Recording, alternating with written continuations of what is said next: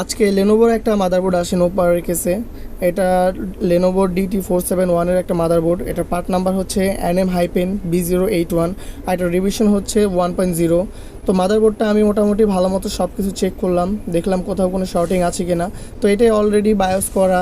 এটার দুইটা বায়োস ছিল, একটা মূলত মনে হয় টাইপ সির, তো উনি টাইপ সির বায়োসটাও করেছে, আর এটার যে মেইন বায়োসটা ছিল সেটাও করেছে।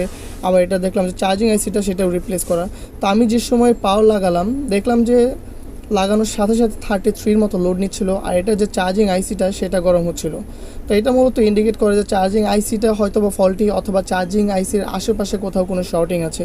তো আমি চার্জিং আইসির আশেপাশে ভালো মতো সব কিছু চেক করলাম, দেখলাম যে কোথাও কোনো শর্টিং নেই। তো আমি ক্লিয়ার হওয়ার জন্য পুনরায় যেটা করব, আমি একটা নতুন একটা আইসি এখানে লাগিয়ে নিব।